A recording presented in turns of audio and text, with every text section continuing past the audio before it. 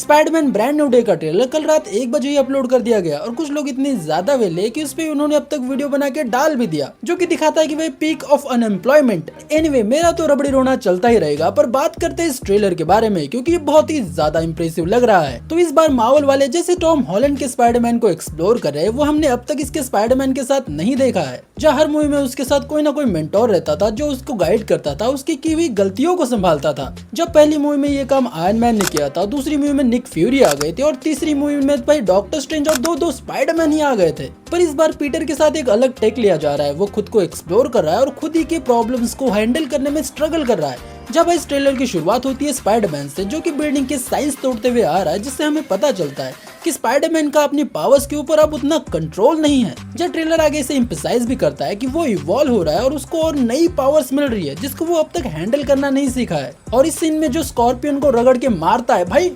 मजा ही आ गया। जब ट्रेलर में एक बात नोटिस करने की यह है कि जब भी पीटर की आइज ब्लैक होती है तो वो पूरी तरीके से अपना कंट्रोल खो देता है और एकदम अग्रेसिव हो जाता है। वो स्कॉर्पियन को पटक के मार रहा है, निंजाओं से लड़ रहा है, यहाँ तक कि हल्क से भी लड़ने चला गया अपना लोंडा। और ये सब कुछ इसलिए हो रहा है क्योंकि अपना स्पाइडरमैन इवॉल्व हो रहा है और जीन ग्रे तेल लेके उसके लेने के पीछे पड़ गई है। जहाँ ऐसे रूमर्स निकल के आ रहे हैं कि सेडी स्विंग का कैरेक्टर इस मूवी में जीन ग्रे का कैरेक्टर प्ले करेगी। जब साथ ही में ये भी खबर आई थी कि मूवी का मेन विलन जीन ग्रे ना होकर द क्रॉलर नाम का एक विलन हो सकता है, जिसके पास साइकिक एबिलिटीज है और वो एक इंसान से दूसरे इंसान के माइंड को कंट्रोल कर सकता है। और हम ये इस ट्रेलर में देख भी सकते हैं जहाँ स्पाइडरमैन इसको ढूंढने की कोशिश कर रहा है, पर ये जो विलन है वो एक से लेकर दूसरे में और दूसरे से लेकर तीसरे में ट्रांसफर होता जा रहा है। और एक टाइम पे तो ये हल्क में भी ट्रांसफर हो गया। और अब जब हल्क की बात निकल ही चुकी है तो इस मूवी में हमें द सैवेज हल्क का वर्जन देखने को मिलेगा। और फाइनली मार्वल ने इस मूवी में अपनी हल्क के साइज को बड़ा कर दिया, हाइट को बड़ा कर दिया। बाकी ये मूवी में उसको कैसे यूज करते हैं, वेल उसके ऊपर मुझे थोड़ा सा डाउट है। जब साथ ही में हमें इस ट्रेलर में स्पाइडरमैन की ऑर्गेनिक वेबिंग के बारे में पता चलता है कि अभी फाइनली उसके पास ऑर्गेनिक वेबिंग आ चुकी है,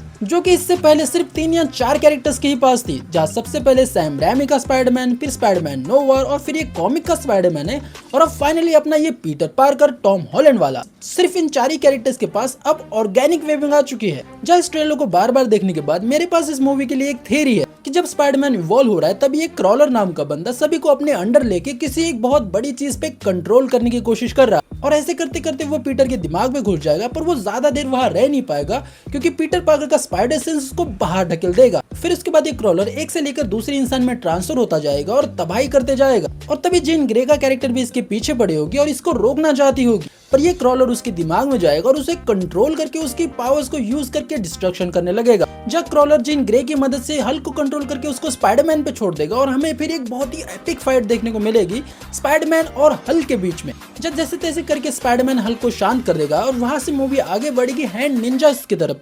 और हैंड ऑर्गेनाइजेशन का मेन विलन डेयरडेविल है, तो वो प्रिजन में जाके डेयरडेविल को मारने की कोशिश करेंगे और ये चीज पीटर पार्कर को पता चल जाएगी और वो अपना कॉस्ट्यूम पहन के प्रिजन में डेयरडेविल को फ्री करने चला जाएगा। जब उसकी फिर काफी सारी निंजा से फाइट्स होगी, उसका इवोल्यूशन होगा, इसी के साथ वो अपनी पावर्स को कंट्रोल करना सीखेगा जिसमें अपने डेयरडेविल उसकी मदद कर सकता है। और फिर फाइनली मूवी के एंड में स्पाइडरमैन अपनी पूरी पावर्स को कंट्रोल करना सीख जाएगा या फिर उसे एक्सेप्ट कर लेगा और वो फाइनली एमजे को सब कुछ सच सच बता देगा और मूवी खत्म।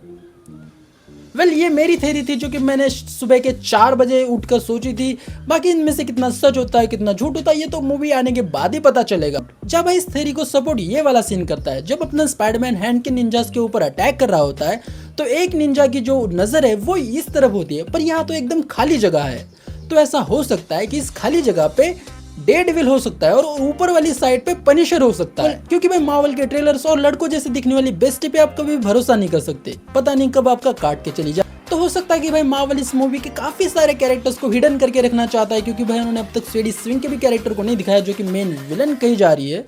तो भाई डेयरडेविल को तो दिखाने से रहे। और भाई ये वायर एप्स का स्पाई यूनिवर्स भी नहीं है कि सारे कैमियो ट्रेलर में ही दिखा दो। ये मार्वल है, ये आधे से ज्यादा चीजें छुपा के रखता है। बाकी आप क्या सोचते हो इस पूरे ट्रेलर के बारे में और मेरी इस थ्योरी के बारे में, उसके बारे में कमेंट्स में बताना। मैं मिलता हूँ बहुत ही जल्दी एक नए वीडियो में बहुत ही डिटेल एनालिसिस के साथ। तब तक के लिए सब्सक्राइब कर दो। वंदे मातरम, जय हिंद। जय हिंद, वंदे मातरम, उल्टा हो गया था। बाय।